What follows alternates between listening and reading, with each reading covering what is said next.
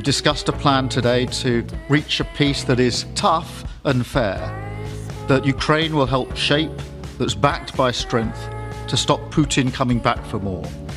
I'm working closely with other European leaders on this, and I'm clear that the UK is ready to put boots on the ground and planes in the air to support a deal, working together with our allies, because that is the only way that peace will last. Hello y'all, welcome back to another video here in Stacy's Random POV. In this video, I am covering all of the follow-up since last week's Friday. Okay, not yesterday's Friday, but the previous week's Friday. We are discussing the follow-up on what other countries are doing because of the disastrous meeting that Donald Trump and Vance had with President Zelensky of Ukraine. And so because of what happened this last Friday, not this Friday, but the previous Friday, right? All the other countries are going berserk. They are moving on to backing Ukraine without the help of the United States. In this video, I will be showing you what everyone outside of this country have to say about the war against Ukraine and Russia. So without any further ado, I can't wait to hear what you guys have to say. Thank you so much to my 365 villagers. I appreciate and love you guys. I hope to see what you guys have to say about this entire mess. This took me a long time to edit. It's a long video for a great reason. You guys just try to stick with me. It's gonna be worth it. And if you have any questions, don't forget, you can just put that in the comments with the timestamp and I will be right there with you. Check this out. See y'all on my next one. Now to breaking news. Just minutes ago, French President Emmanuel Macron wrapped up an address to his nation in which he said the threat from Russia is real. NBC's Matt Bodner is following this for us. What were the big takeaways from this message, Matt?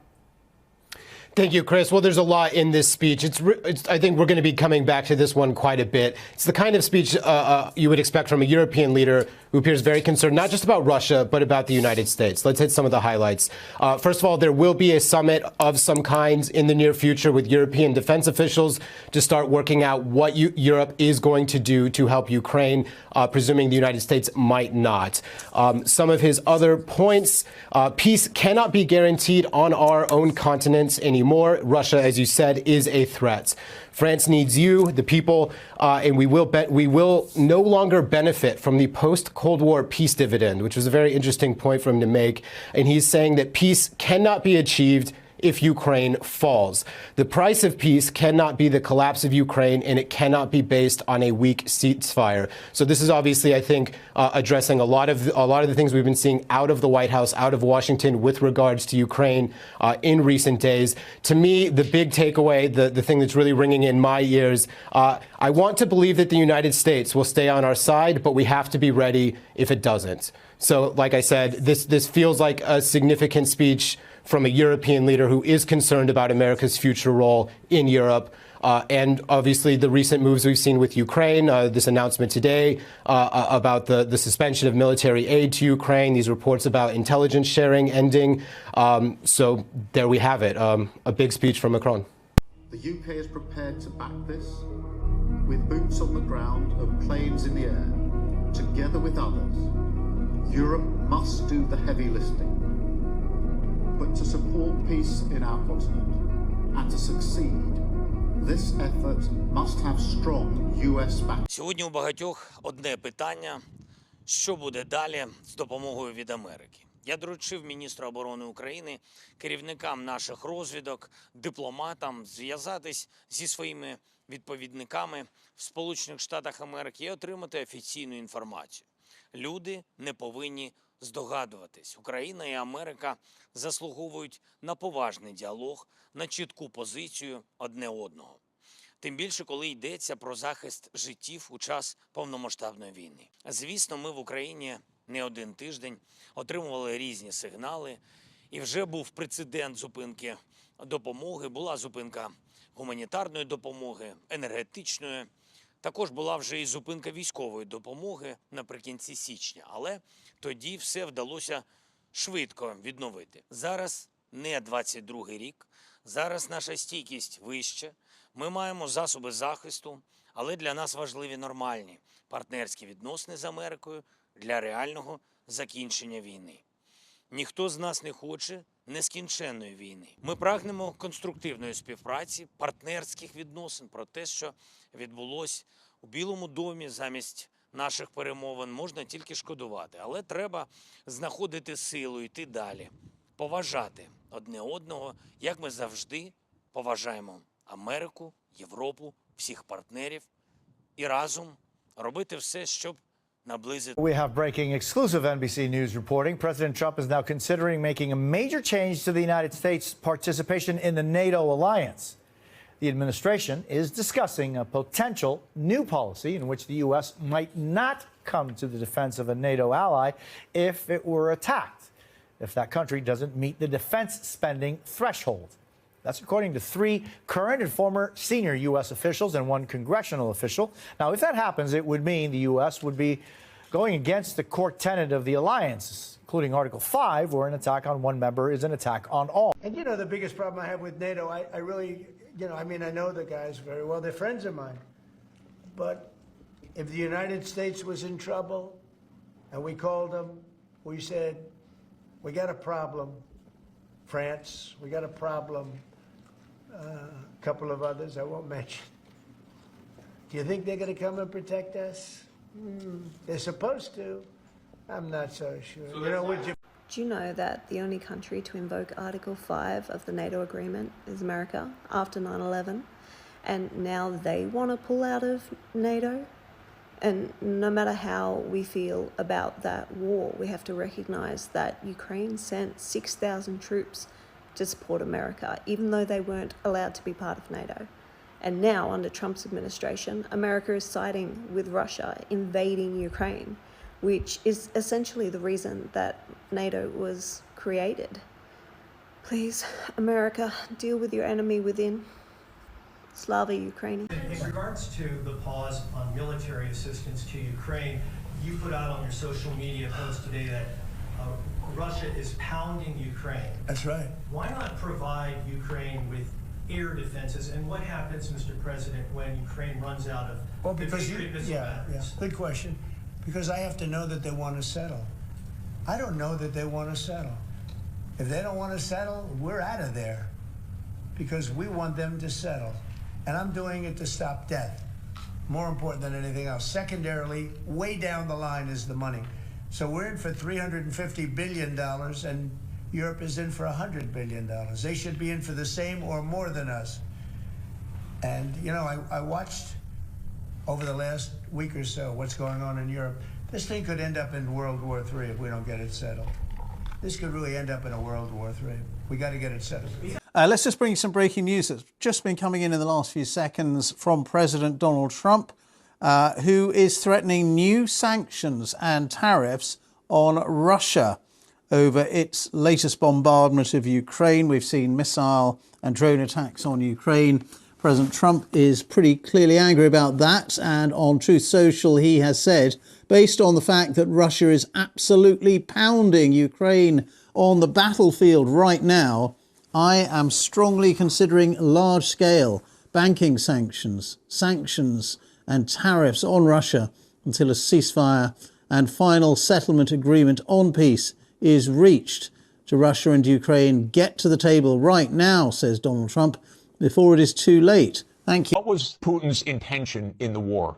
Not the propaganda that's written about this. Oh, that they failed and he was going to take over Ukraine. The idea was to keep NATO, and what is NATO? It's the United States, off of Russia's border. No more, no less. When the Soviet Union ended in 1991, and an agreement was made that NATO will not move 1 inch eastward. Now, what happened after 1991, the United States decided there would be no end to eastward enlargement of NATO. And the decision was taken formally in 1994. when President Clinton signed off on NATO enlargement to the east, all the way to Ukraine and into Georgia. So the NATO enlargement, as you know, started in 1999 with Hungary, Poland, and the Czech Republic, and Russia was extremely unhappy about it, but these were countries still far from the border. So the next round of NATO enlargement came in 2004 with the 3 Baltic states, Romania, Bulgaria, Slovenia, and Slovakia. At this point, Russia was pretty damn upset. So as everybody recalls, in 2007, President Putin said, stop. Enough. And of course, what that meant was in 2008, the United States jammed down Europe's throat, enlargement of NATO to Ukraine and to Georgia. This is right up against Russia. And Russia protested because if Russia decided to have a military base on the Rio Grande or the Canadian border, not only would the United States freak out, we'd have war within about 10 minutes. And a month later, a war broke out. That gets Georgia destroyed. And starting in 2010, the U.S. put in Aegis missile systems in Poland and then in Romania. And Russia doesn't like that. In 2010, Viktor Yanukovych was elected on the platform of neutrality. Russia had no territorial interests or designs in Ukraine at all. What Russia was negotiating was a 25-year lease for Sevastopol naval base. That's it. Not for Crimea, not for the Donbass, nothing. In 2014, the U.S. worked actively to overthrow Yanukovych. Everybody knows the phone call by my Columbia University colleague, Victoria Nuland, and the U.S. Ambassador Peter Piot. Listen to it. It's fascinating. I don't think Cleach should go into the government. I don't think it's necessary. I don't think it's a good idea. I think Yats is the guy who's got the economic experience, the governing experience, and, fuck the EU. No, exactly. And I think we've got to do something to make... You don't get better evidence. Then came Minsk, and especially Minsk II. It said there should be autonomy for the Russian-speaking regions in the east of Ukraine. It was supported unanimously by the UN Security Council. The United States and Ukraine decided it was not to be enforced. There were many thousands of deaths in the shelling by Ukraine in the Donbass. And one of the issues on the table in December 2021, January 2022, was, does the United States claim the right to put missile systems in Ukraine? And Blinken told Lavrov in January 2022, the United States reserves the right to put missile systems wherever it wants. So the war started. What was Putin's intention in the war? It was to force Zelensky to negotiate neutrality. And that happened within 7 days of the start of the invasion. Ukraine walked away unilaterally from a near agreement. Why? Because the United States told them to. The idea was that there would be Ukraine, Romania, Bulgaria, Turkey, and Georgia that would deprive Russia of any international status by blocking the Black Sea. And the American senators, who are as nasty and cynical and corrupt as imaginable, say this is wonderful expenditure of our money because no Americans are dying. It's the pure proxy war. And since the U.S. talked the negotiators away from the table, about 1 million Ukrainians have died or been severely wounded. A show of strength outside the Great Hall of the People, as soldiers from the People's Liberation Army marched across Tiananmen Square adorned with flags. They're part of the almost 3,000 delegates who arrived in Beijing for the opening of the National People's Congress, China's most important political event of the year. Thank you, thank you. But hanging over this highly scripted and choreographed event, the escalating tensions with the United States and China's defiance. Excuse me, sir, are you worried about the US-China trade war? Thank you, thank you. Do you think that President Xi and President Trump can make amends? Inside the hall, all eyes anxiously waited for the main event. The National People's Congress is very much focused on the economy, but this year it has been overshadowed by geopolitical events, with the US-China trade war taking centre stage.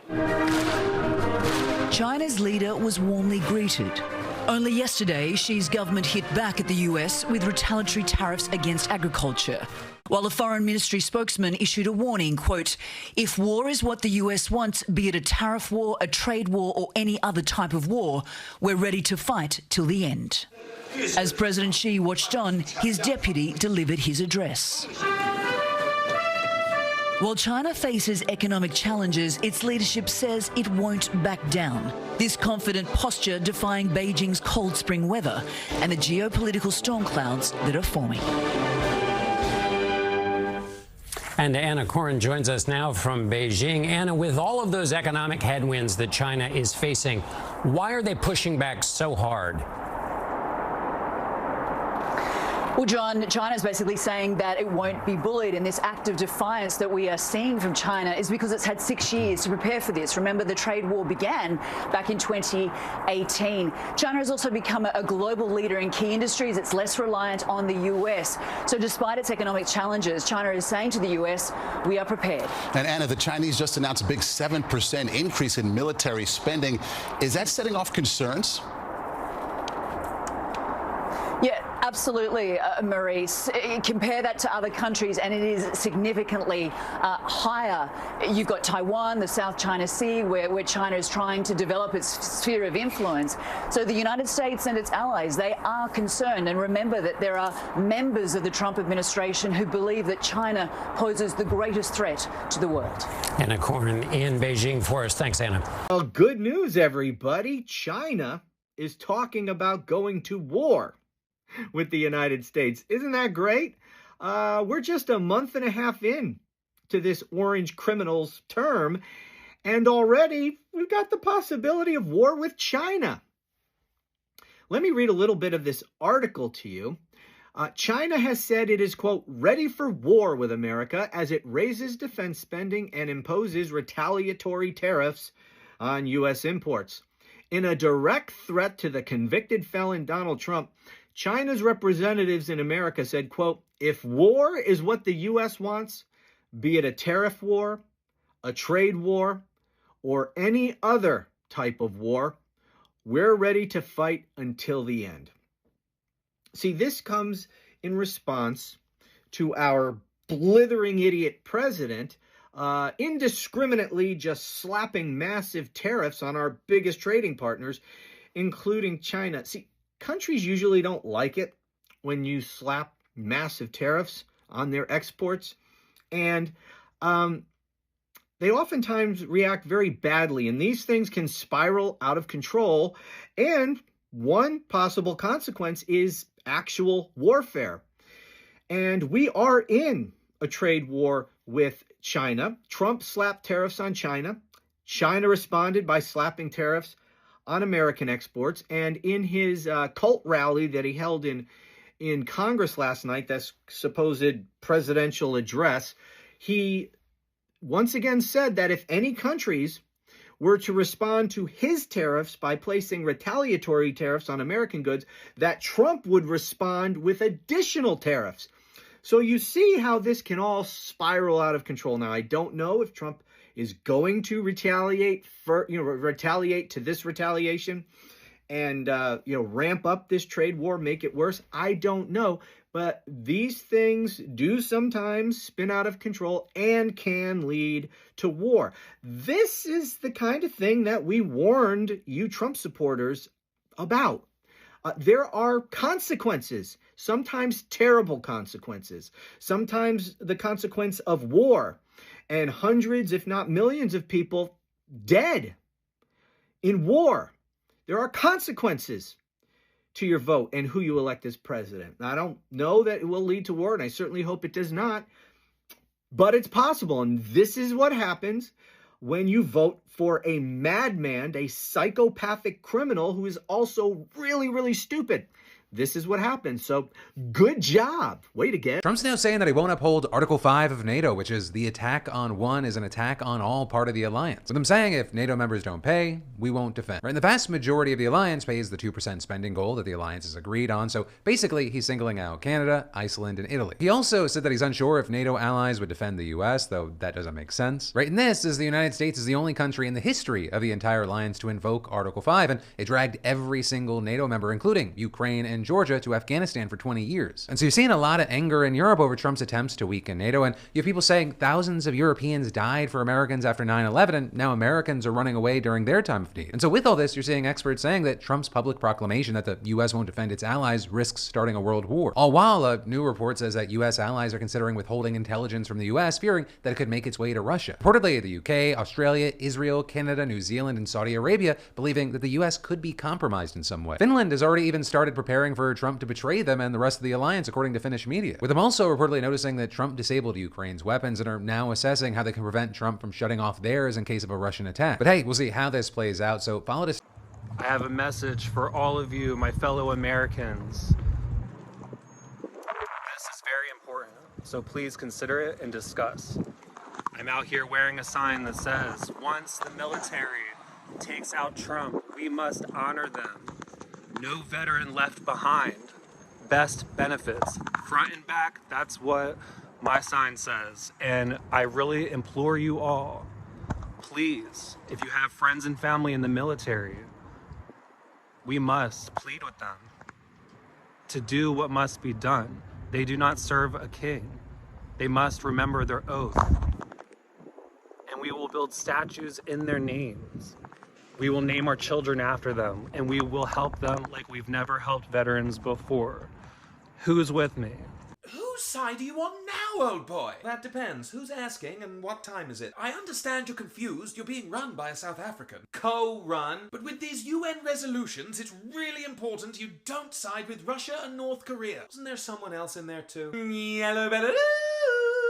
I forgot about you. Why can't I side with them? Because for a start, they want to destroy Europe. That is lie. I just want a little bit of Ukraine, then I stop. And I trust him. Dictators don't stop at a little bit. Have you ever read a history book? I don't read books. I ban them. I hate you so much.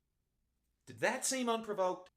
No. And we got fucking Chinese nuclear submarines in our waters. Well, we should help get them out. Can't do that. Why not? China would be on your team. We just launched surface-to-air missiles at your fighter jets. I'll turn you into Trump Yemen. You can't do that either. Why? They're backed by Iran. Who's backed by Russia? Well, no nukes for Iran. Russia are helping them with those. America, good news. We just elected a right-wing government. That's great, so we're aligned. No, I think you're a dumbass and I want nothing to do with you. I don't want to be on your team anyway. You always lose these things. Look, we just need you on Europe's side helping prevent Russia from starting a full-scale war. But the war's not with me, so as long as Russia and I are friends, they can do whatever they want. Okay, genius, when there's no one left, who's your friend going to attack them?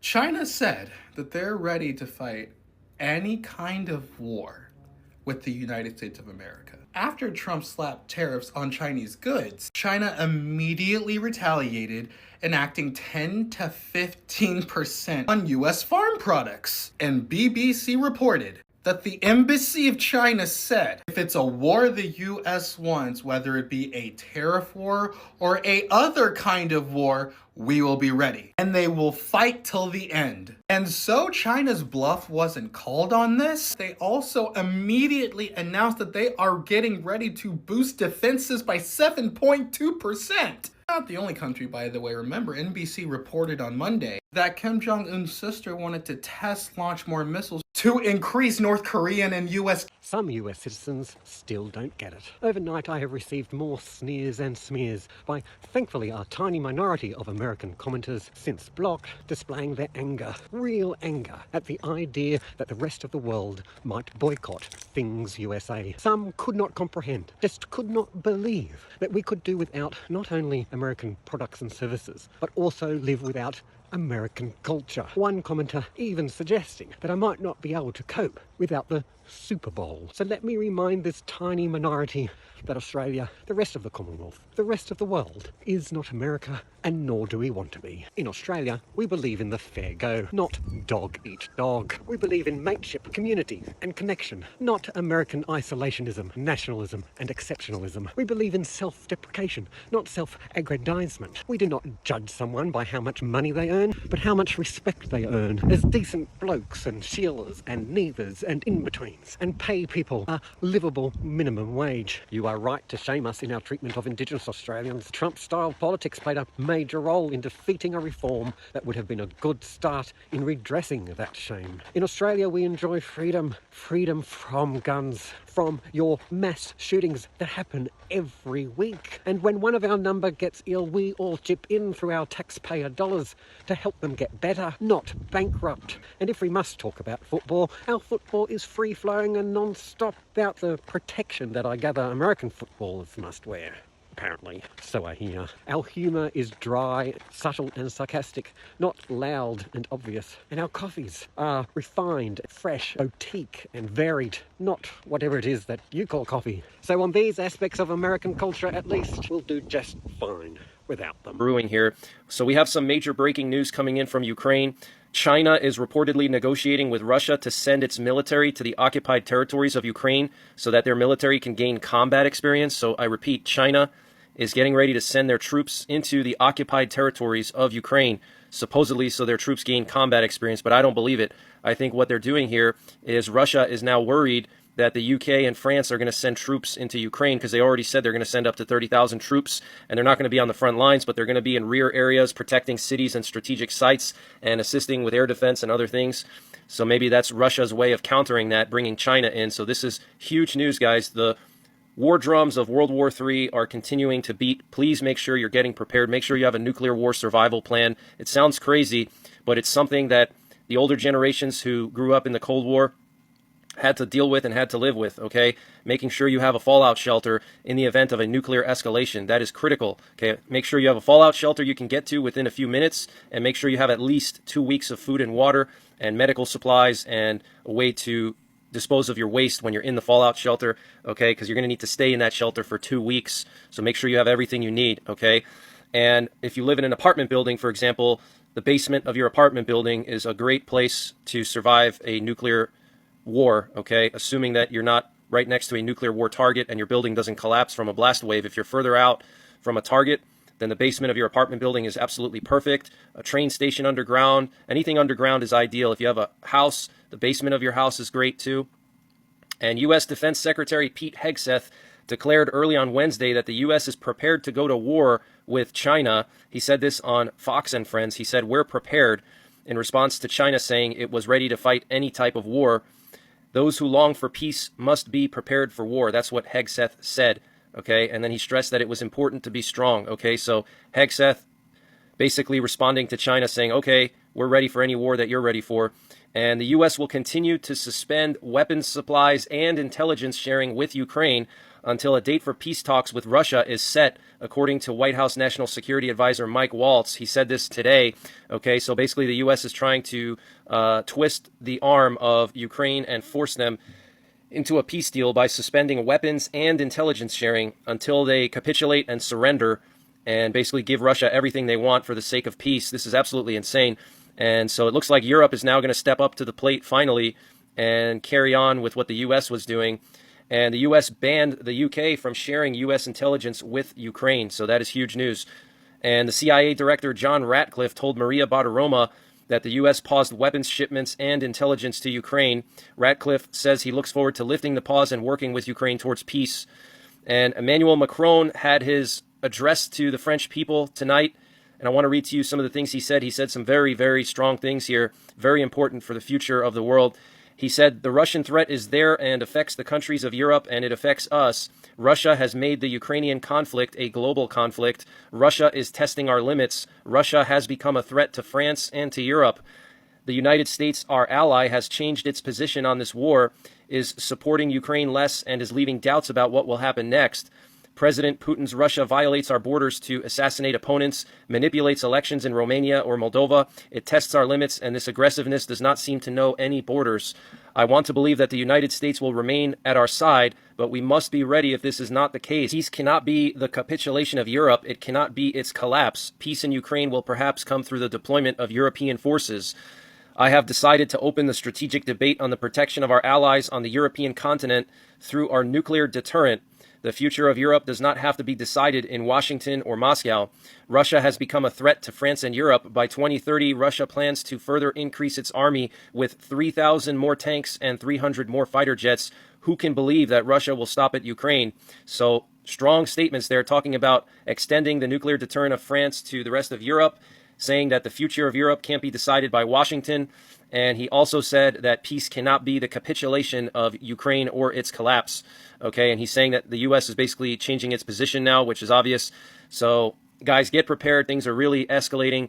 And this update was sponsored by My Patriot Supply. Guys, My Patriot meeting in Paris of the top generals of countries ready to send troops to guarantee peace in Ukraine. Okay, so Europe is now meeting to discuss how to send these troops into Ukraine. This is huge, guys.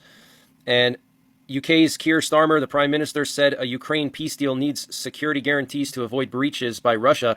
So this is the big difference here, okay? Trump does not want security guarantees. He doesn't want the U.S. involved in any security guarantees. He basically wants it to stay as a European problem. He doesn't want to have to back up the UK or back up Europe when they send their peacekeepers, okay? He made it clear he doesn't want the U.S. involved at all. He wants Europe to handle everything, and the only thing he's going to do is bring together Europe and Putin and basically force Ukraine to capitulate, okay? But basically Trump is completely isolating America from this whole war. He's pulling our weapons supplies away. He's pulling intelligence sharing away, and he's turning this into basically a European problem, okay? And that's where the big disagreement is, because Europe wants America to help them and needs America to help them. So this is the big problem. And the head of the Office of the President of Ukraine, Andriy Yermak, had a phone call with U.S. National Security Advisor Mike Waltz today, and a group of 77 retired U.S. generals and admirals called on Trump to support possible military action against Tehran, warning that Tehran is nearing nuclear weapons capability. Okay, so we already know that Israel is planning to strike Iran's nuclear facilities. We heard some sources say that in the latter days of the Biden administration, they were concerned that Israel was going to strike Iran's nuclear sites, and then now the Trump administration is concerned that they're going to strike Iran's nuclear sites, and Trump himself said that Israel should have struck the nuclear sites, but now Trump is backtracking on that, and he's trying to use Putin to get a deal with Iran, okay, which is pretty weird. And Keir Starmer, Macron, and Zelensky will travel to D.C. to discuss a new peace plan with Trump possibly next week. And Trump was not going to sign the rare earths agreement yesterday, as he is now insisting on a bigger and better deal, so the terms may change, according to CBS News citing sources. And senior Trump officials held private talks with Zelensky and his team after Friday's Oval Office skirmish to get the talks back on track, according to CNN. And Ukrainian media, quoting Zelensky's spokesman, said Zelensky did not send a message to Trump asking to sign a deal on minerals again, as Trump claimed in his address to Congress last night.